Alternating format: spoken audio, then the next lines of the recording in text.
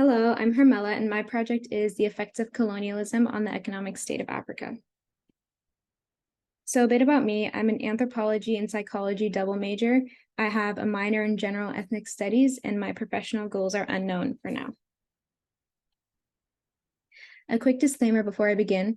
When I say economic insufficiency in Africa, I don't mean to imply that Africa is devastatingly poor or that poverty is nearly as widespread as many believe it to be, but rather I'll just be explaining some colonialism-based reasons behind the poverty that does happen to exist in areas of the continent.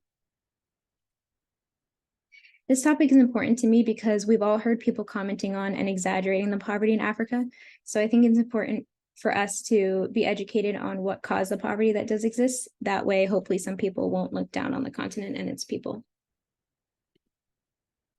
So my thesis is that colonialism contributed to economic insufficiency in contemporary Africa in the following three ways: the manipulation of the African market and economy, the establishment of coerced labor, and the infliction of ethnic conflicts. Okay, so the first consequence of colonialism on poverty in Africa is how the colonizers manipulated the African economy. So during the Industrial Revolution in Europe, many European countries lost some of their focus on agriculture and needed a good and steady supply of food. Also, these countries rapidly produced more manufactured goods than they could use and needed a market to sell them in.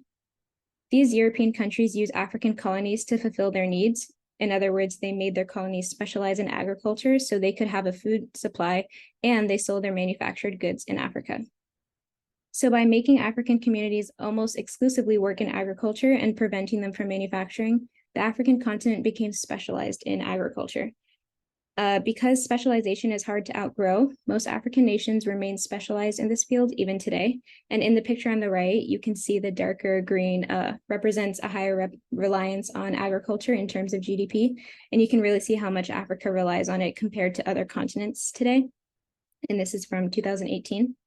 So you might be asking, what's the problem with relying on or specializing in agriculture? So the first negative consequence is that since African countries are mostly focused on producing agricultural products, they aren't producing as many manufactured products as they could have otherwise. Also, because of the low prices of agricultural goods set by colonizers, they can't simply buy enough manufactured goods. And this is an economic issue because manufactured goods actually spur economic growth.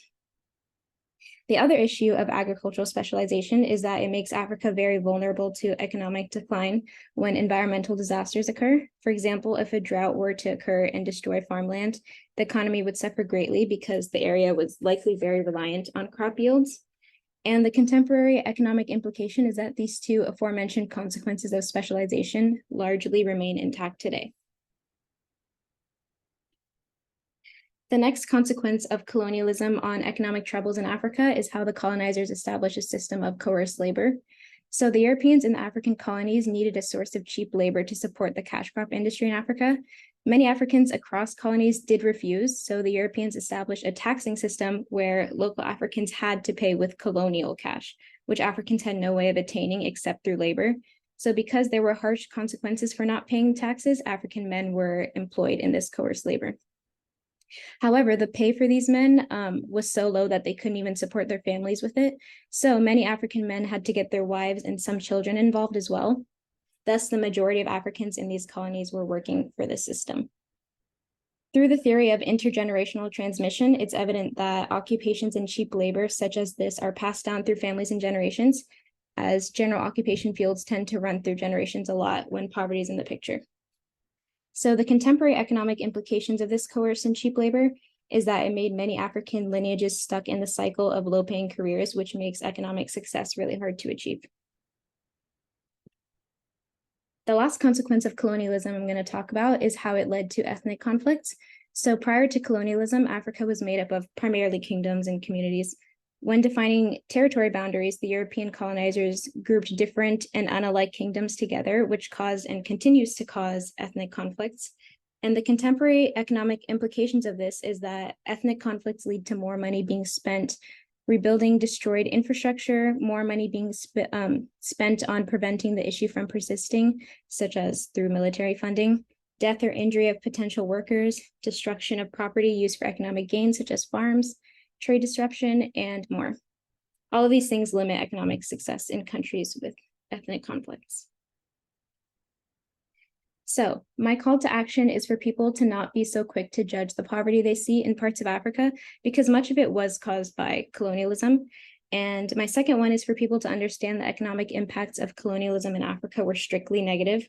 And some people do argue that colonizers helped African economies by building infrastructure like schools and railroads, but they actually were all built for the profit of the Europeans, so they cannot foster economic growth for Africans and their diverse cultures. And a potential solution that I found for African countries to combat the impacts of colonialism on their economies is for them to promote education in profitable fields such as manufacturing, so that they can slowly move out of specialization, though that's definitely easier said than done. Thank you.